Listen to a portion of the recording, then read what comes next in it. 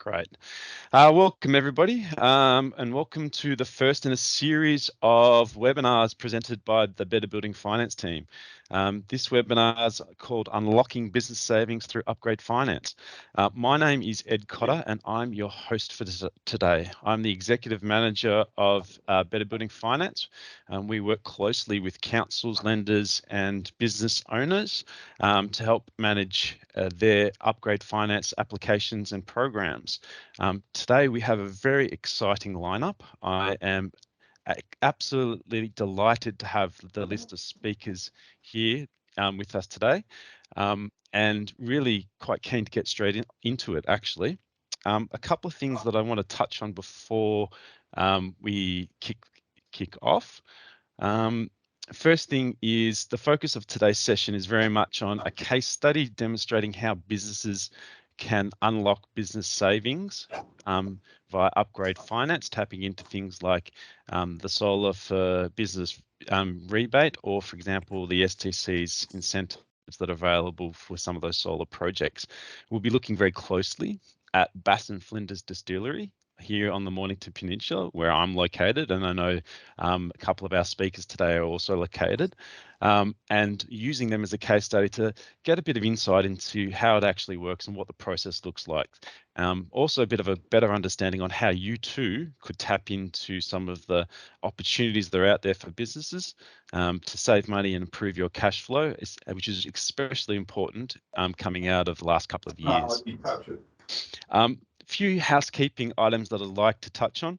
For everyone's information, this session is being recorded and a presentation pack will be circulated at the end of this session or there shortly after.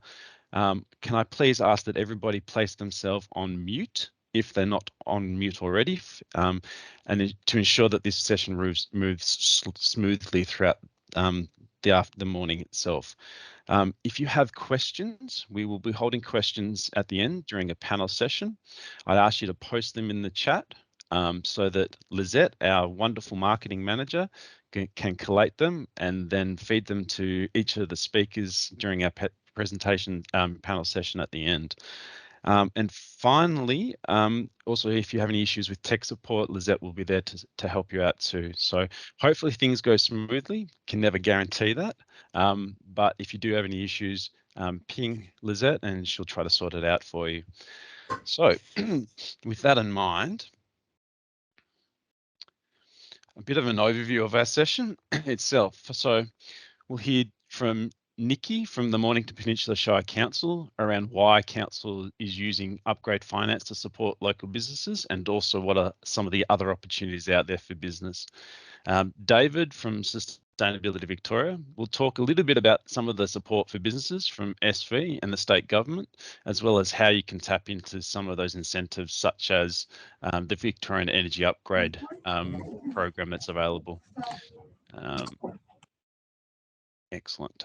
Then Holly, who is the owner and managing director of the Bass and Flinders Distillery, our focus for today's session. We'll talk about why they went down the path of installing solar and what some of the drivers were. We'll hear from Taz from the Dunton Group, who actually did the installation and supported Holly through that process, crunching some of the data and ensuring that the system and the end solution was the best fit for the Bass and Flinders Distillery. And then finally, we'll hear from Scott from the Sustainable Australia Fund, who'll talk a little bit about upgrade finance and how you too could tap into using upgrade finance to pay for the balance and ensure that you're not out of pocket up front and have a cash flow positive scenario moving forward for your business too. And then finally, we'll move into that panel session I spoke about before.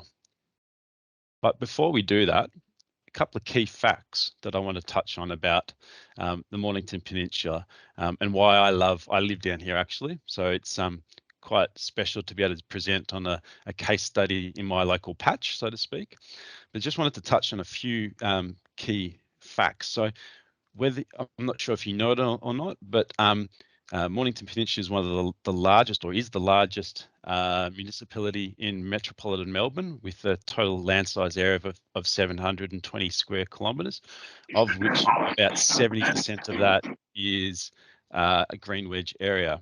Now, with its beautiful beaches, natural landscapes, wonderful wineries, fabulous distilleries like the Bass and Flinders distillery, there's no question why more than half of metropolitan Melbourne tried to relocate down to the peninsula in the middle of lockdown.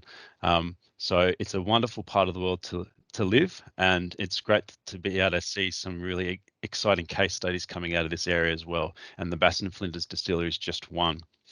Now, with that in mind, I'd like to acknowledge the traditional owners of the land on which we're gathered. Mornington Peninsula is located on the lands of the Bunurong people of the Kulin Nation. And finally, I'd like to pay our respects to the elders past, present, and emerging. So, setting a bit of context now. What is upgrade finance? So simply put, for those that don't know, upgrade finance is a green loan for environmental or sustainable or climate upgrades on an existing non-residential building. The loan secured against the property by council who places a charge on the property.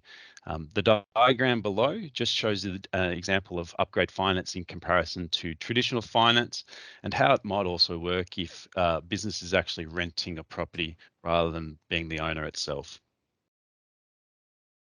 What are some of the benefits for business? So the graph there on the left-hand side of the screen just shows you what it might look like if you actually used upgrade finance to reduce your energy costs and what the options might be and the difference between a 10-year or a 20-year loan example. And as you can see, typically the bill after the use of upgrade finance for one of these projects significantly reduces your electricity costs and helps put cash back in the business by increasing your savings accordingly.